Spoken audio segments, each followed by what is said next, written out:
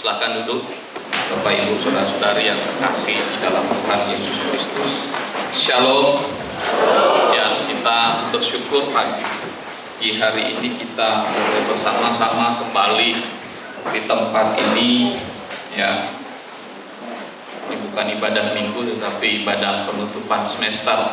Ya, saya dipercayakan untuk menyampaikan kebenaran firman Tuhan, dan kita akan sama-sama merenungkan satu bagian yang kemudian sudah tidak asing lagi bagi kita untuk kita renungkan, ya, untuk kemudian kita pahami, ya, karena tema ini adalah merupakan tema yang sederhana, tetapi juga saya mengajak kita untuk sama-sama merefleksikan tema ini atas kasih Tuhan, kemurahan Tuhan di dalam kehidupan kita. Saya mengajak Ibu Bapak saudara-saudari untuk membuka Alkitab kita. Firman Tuhan yang akan kita renungkan di dalam tema, yaitu tema bersyukur, ya, terambil dari surat Rasul Paulus kepada jemaat yang ada di Filipi. Ya, Filipi pasal 1 ayat yang ke-5 sampai ayat yang ke-6.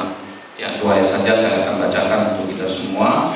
Ibu Bapak saudara-saudari bisa melihatnya di dalam Alkitab. Saya akan bacakannya di dalam Alkitab terjemahan yang kedua, ya, terbaru yang kedua.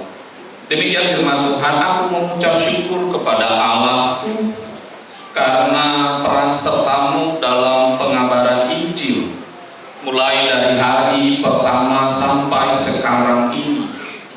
Mengenai hal ini, aku yakin bahwa Ia yang memulai pekerjaan baik di antara kamu akan meneruskannya sampai akhirnya, selesai pada hari Kristus Yesus.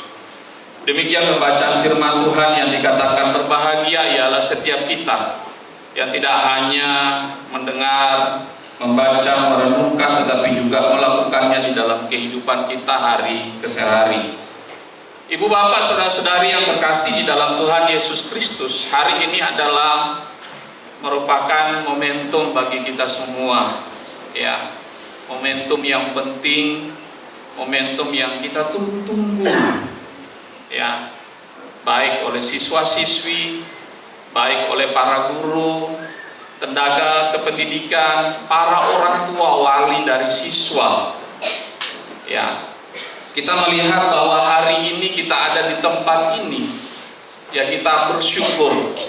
Semua itu karena kemurahan Tuhan. Kita bersyukur karena itu adalah anugerah Tuhan di dalam kehidupan kita, sehingga kita boleh mengakhiri seluruh proses pembelajaran, secara khusus di semester ganjil, mulai dari hari pertama, ya, sampai dengan hari ini. Dan tentunya untuk ke depan kita akan melanjutkan lagi kegiatan itu. Ya, kita semua terlibat di dalamnya.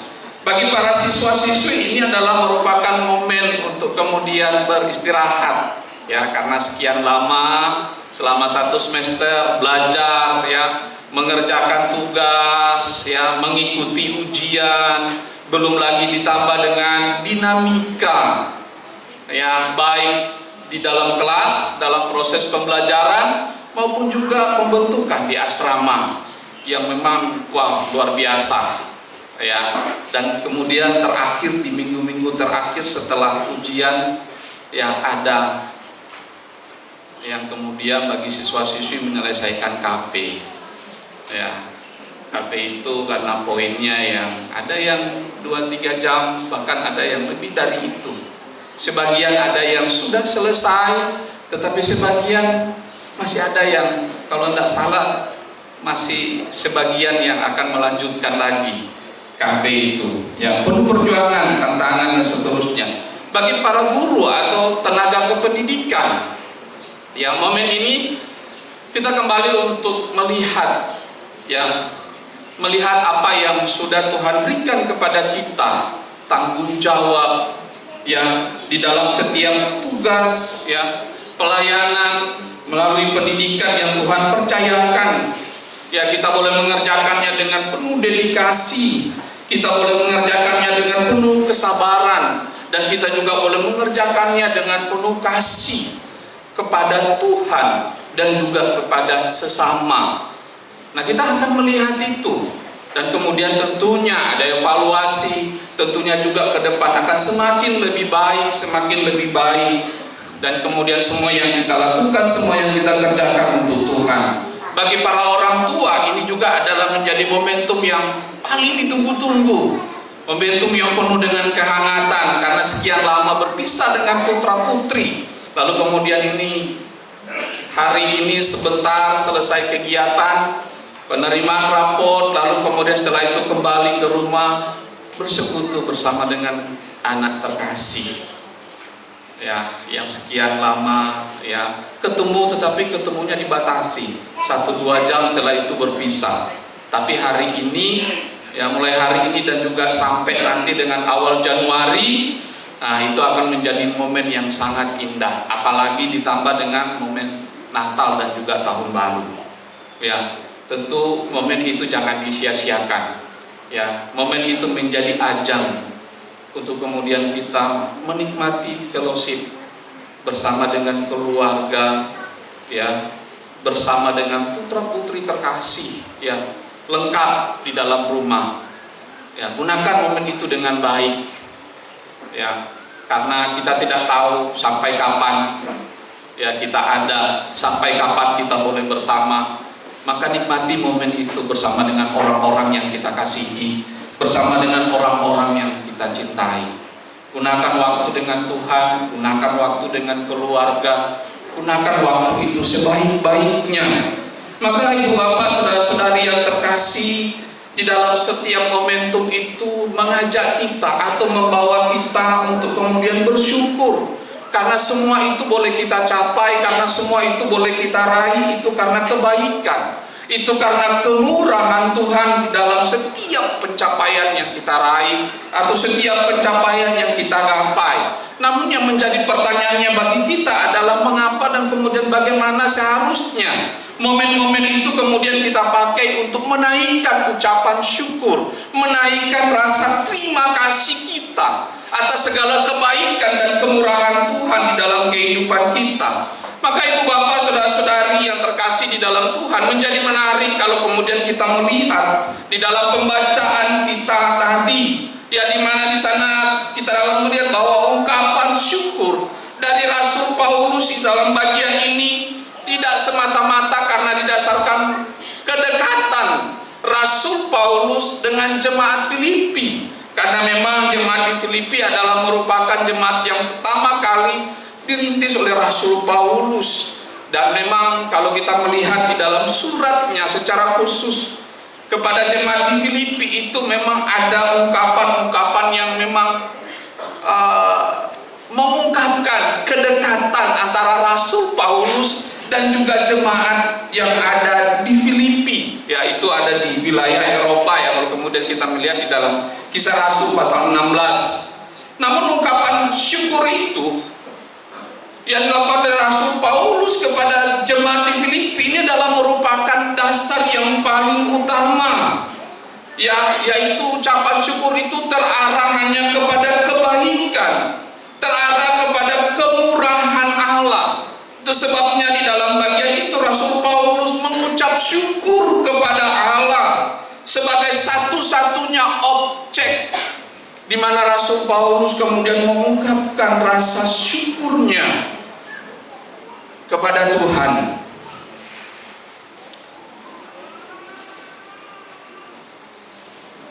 Itu sebabnya ibu bapak, saudara-saudari yang terkasih di dalam Tuhan Yesus Kristus, Paulus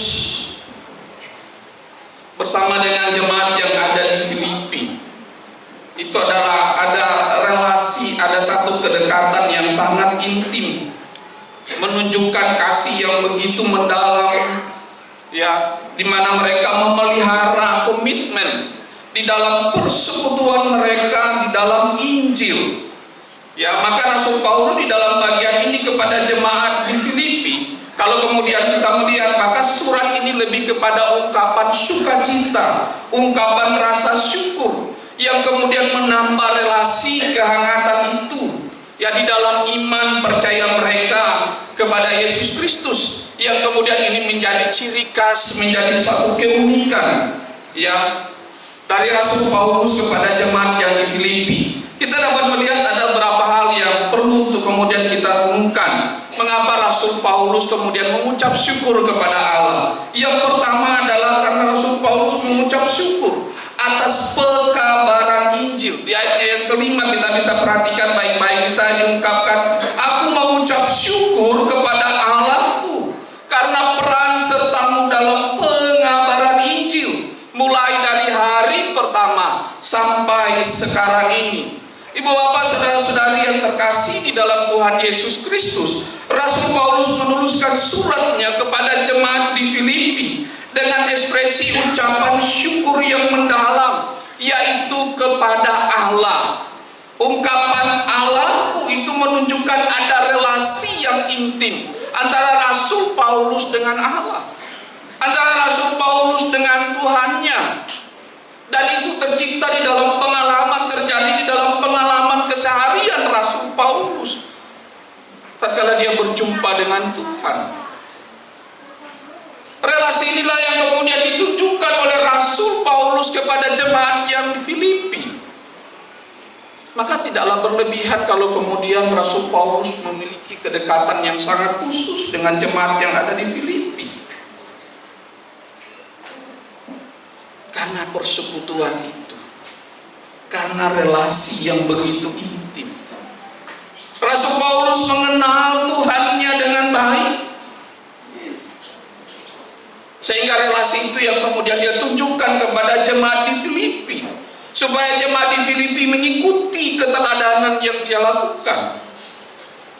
Maka dalam bagian ini Rasul Paulus mengajak untuk kemudian memusatkan jemaat Tuhan yang ada di Filipi, dan tentunya juga kepada kita saat ini untuk kemudian mengarahkan, memusatkan perhatian kita hanya kepada pribadi Allah yang berdaulat, hanya kepada pribadi Allah yang penuh kasih, hanya kepada pribadi Allah yang mempersekutukan umatnya, sehingga kita boleh menjadi satu bagian di dalam tubuh Kristus.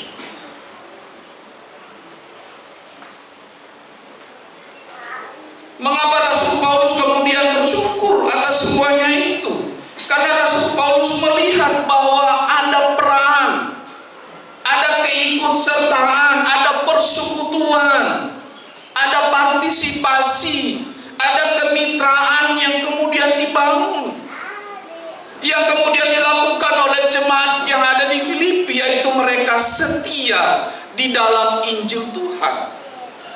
Mereka setia untuk melakukan apa yang Tuhan kehendaki di dalam kehidupan mereka. Jemaat di Filipi tidak hanya hidup di dalam Injil itu. Jemaat di Filipi tidak hanya hidup menerima Injil. Setelah menerima Injil lalu kemudian hidup, ya udah, yang penting saya sudah menerima Injil, saya sudah beroleh keselamatan, cukup. Tidaklah demikian, ibu bapak. Setelah kita menerima Injil Kristus, maka seharusnya juga kita tidak hanya hidup di dalamnya, tetapi kita hidup bagi Injil itu. Maka kehidupan kita hari ke hari mencerminkan Injil itu di dalam hidup kita. Bapak Ibu, dalam satu perjalanan saya dari Ngabang waktu itu menuju Pontianak, saya akan melakukan pelayanan Jakarta. Lalu kemudian bersama dengan rekan-rekan, ada satu anak Tuhan yang bagi saya dia adalah hamba Tuhan, ya, walaupun dia tidak menyandang gelar sarjana teologi atau master teologi. Ya, kemudian di dalam perjalanan itu kami berbincang-bincang. Dia tanyakan, Pak Yus, mau kemana? Saya bilang saya mau ke Jakarta, Pak, pelayanan firman Tuhan. Oh begitu, langsung tidak basa-basi yang panjang, beliau langsung mengungkapkan, Pak, khotbah itu diri kita sendiri, kesaksian hidup kita yang mau kita sampaikan kepada jemaat. Itu aja yang dia ungkap. Waktu dia mengatakan itu, saya langsung, wow, ini luar biasa.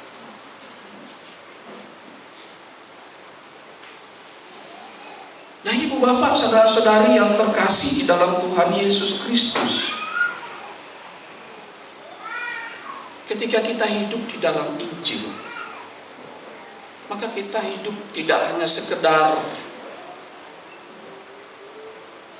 menjalaninya secara rutinitas.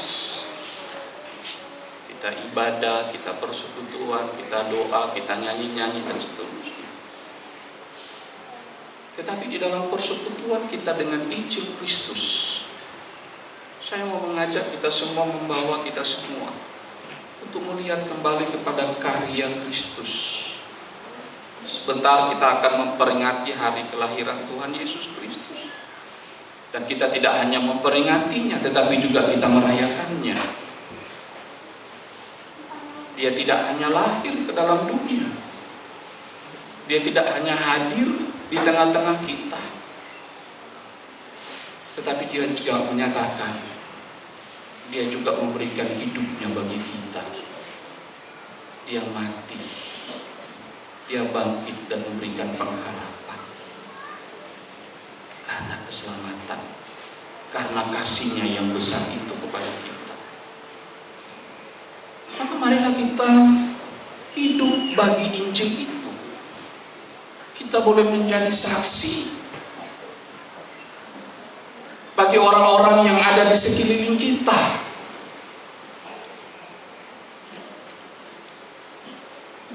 Terlepas dari perbuatan mereka yang mungkin juga menyakiti kita, terlepas dari perbuatan kita yang tidak menyenangkan kita sendiri, tetapi kita sebagai anak-anak Tuhan dipanggil untuk hidup berpadanan dengan Injil itu sendiri. Kita jangan jadi orang Kristen, jangan jadi orang percaya yang ikut-ikutan.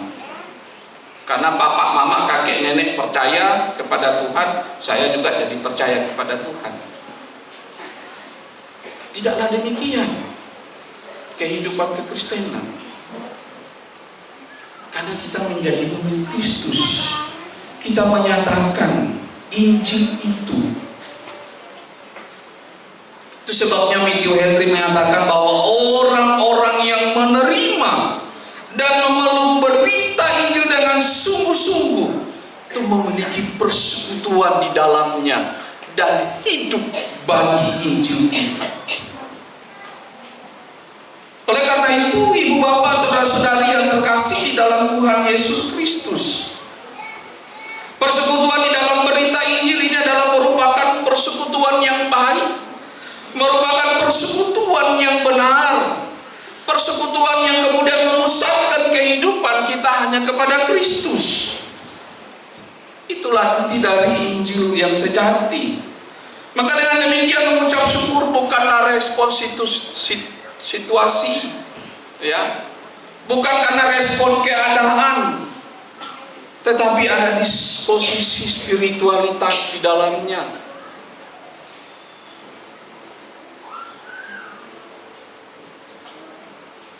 Spiritualitas kita menjadi baik. Kita bersyukur bukan karena keadaan, tetapi kita bersyukur karena Tuhan. Sehingga apapun keadaan yang kita alami, maka rasa syukur itu akan menjadi bagian yang tidak terpisahkan dalam kehidupan kita. Dan kita bersyukur karena kita mau menerima hal-hal baik. Yang tidak baik kita tidak bersyukur dalam kehidupan kita.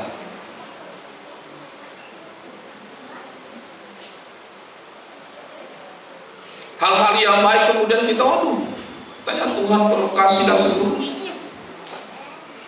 Tapi kenapa dan kenapa pertanyaan kenapa tidak akan bisa kita jawab. Yang bisa kita jawab adalah dengan bersyukur karena kemurahan Tuhan. Sehingga di dalam situasi yang sulit, di dalam situasi keadaan yang tidak mudah bagi kita, maka rasa syukur itu tidak akan pernah hilang. Karena bersyukur adalah karakter yang terbentuk oleh karena kesadaran anugerah Allah di dalam kehidupan saya dan juga saudara-saudara.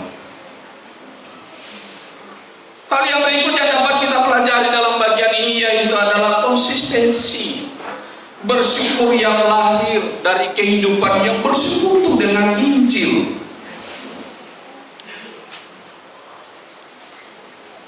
Rasul Paulus menaikkan ucapan syukurnya karena apa? Karena perbuatan jemaat yang ada di Filipi, yang kemudian mendorong Rasul Paulus untuk bersyukur secara terus-menerus.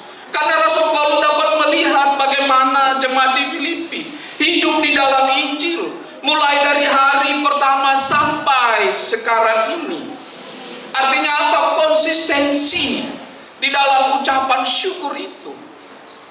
Jemaat di Filipi bukan hanya saja menerima hal-hal yang baik, tetapi jemaat di Filipi justru mengalami tantangan yang begitu hebat.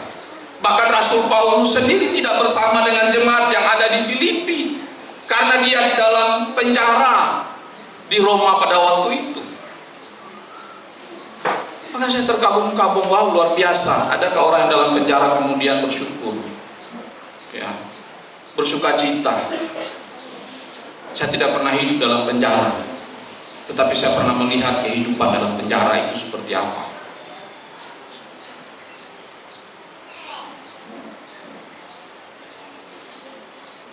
Tidak gampang, tetapi Rasul Paulus mampu untuk menyatakan ini, rasa ungkapan syukurnya karena melihat kesetiaan jemaat yang ada di Filipi dalam pemberitaan Injil, dalam pekabaran Injil.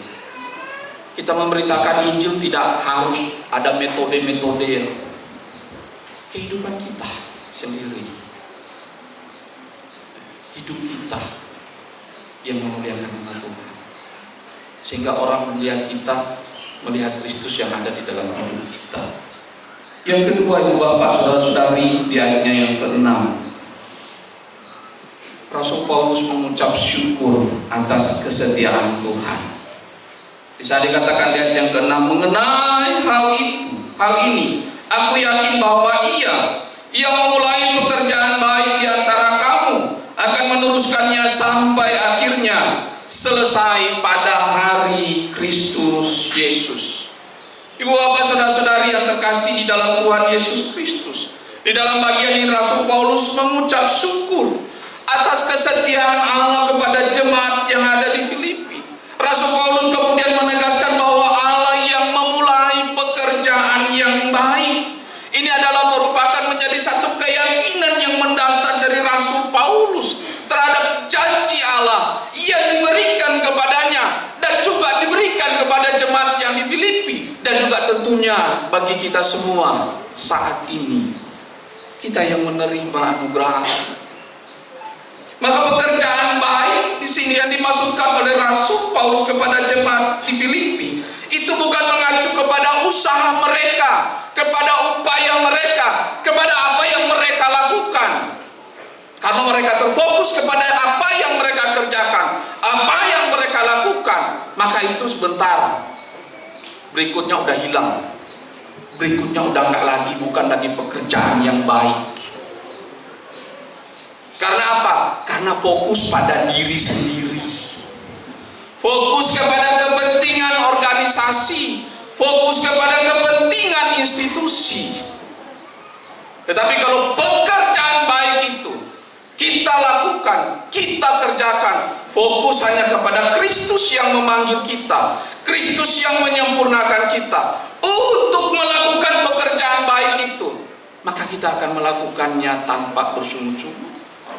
Kita akan melakukannya dengan penuh dedikasi, kita akan melakukannya dengan penuh tanggung jawab.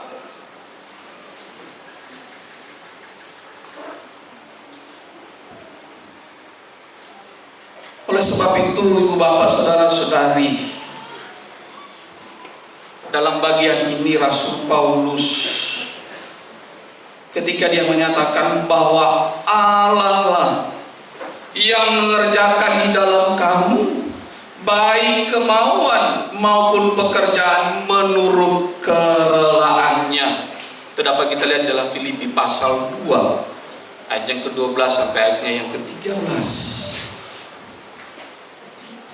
Artinya pekerjaan baik itu kita lakukan menurut kehendak Allah sendiri. Kehendak Allah lah yang terbaik di dalam kehidupan. Sekalipun itu adalah yang tersulit, sekalipun itu adalah penderitaan, sekalipun itu adalah pergumulan, ada air mata di sana tatkala kita melakukannya, ada rasa kecewa,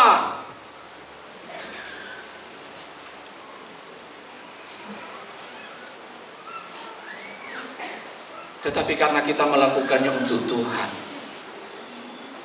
maka itu menjadi pekerjaan yang baik, pekerjaan yang memuliakan nama Tuhan. Itulah yang kemudian disebutkan oleh Charles Spurgeon, seorang teolog reform. Dia mengatakan, dia menyebutkan orang-orang yang demikian sebagai orang-orang yang teguh, orang-orang yang kudus, yang melakukan ketekunan karena pekerjaan Tuhan dilakukan dengan setia.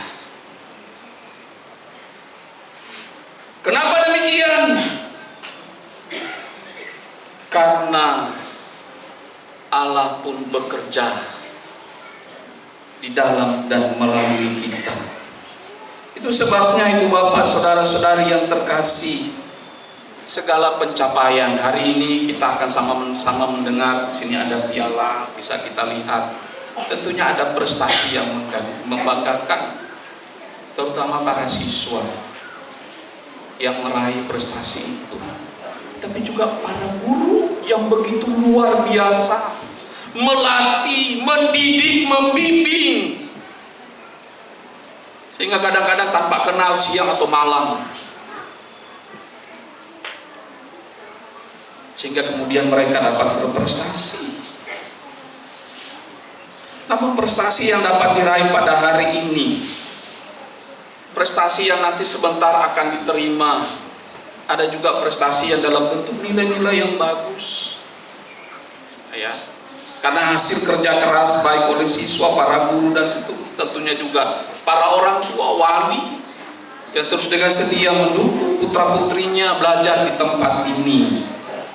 Semua prestasi-prestasi itu dipersembahkan untuk Tuhan, karena pekerjaan Tuhan yang mau dinyatakan kepada kita, kepada saya dan juga kepada saudara-saudara, sehingga itu kemudian menjadi kemuliaan bagi Tuhan.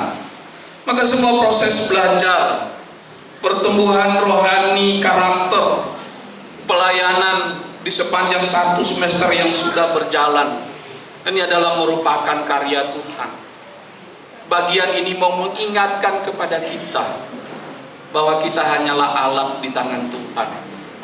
Kalau kita dipakai, kalau kita diberikan kesempatan oleh Tuhan, itu karena anugerah Tuhan bagi kita, itu karena kemurahan Tuhan bagi kita. Maka tidak ada hal yang dapat kita banggakan, karena semua capaian-capaian itu semuanya berasal dari Tuhan. Kalau kemudian ada yang kemudian nilai-nilainya nggak bagus dan seterusnya, nilai-nilainya masih belum memuaskan, mari kita belajar, karena Allah sudah memberikan, Allah sudah menyatakan pekerjaan yang baik itu kepada setiap kita, kepada siswa-siswi, kepada guru-guru, tenaga kependidikan, pada orang tua, wali siswa, semua kita, mitra, donatur, dan seterusnya. Kalau belum maksimal, mari kita introspeksi diri, kita melihat kembali pekerjaan baik yang sudah Tuhan nyatakan kepada kita, sehingga semua capaian itu berpusat hanya kepada Kristus, karena Allah bekerja di dalam melalui saya dan juga saudara-saudara. Ingatlah ibu bapak, saudara-saudari, terutama untuk siswa-siswi, waktu liburan semester bukan hanya waktu kita gunakan sepuas-puasnya untuk beristirahat, ya. didikan yang selama ini saudara dapatkan di tempat ini, di luar sana, jangan sampai kemudian saudara melupakannya. Mari itu lakukan secara terus-menerus, menjadi momentum untuk kemudian kita mengingat, kita merenungkan akan kemurahan Tuhan. Maka dengan demikian seluruh proses pembelajaran di semester ini itu terjadi karena kemurahan Tuhan, terjadi karena izin Tuhan. Maka bersyukurlah untuk setiap hal, untuk setiap pencapaian, untuk setiap apapun yang kita alami di dalam kehidupan kita. Kiranya Tuhan senantiasa memberkati kita semua. Tuhan terus memimpin kita semua untuk tetap senantiasa hidup bersyukur selalu, karena kebaikan dan kemurahan Tuhan terus dinyatakan di dalam kehidupan kita. Akhirnya pada kesempatan ini saya mengucapkan selamat Natal dan selamat Tahun Baru buat kita semua. Tuhan Yesus memberkati. Mari kita tundukkan kepala kita berdoa.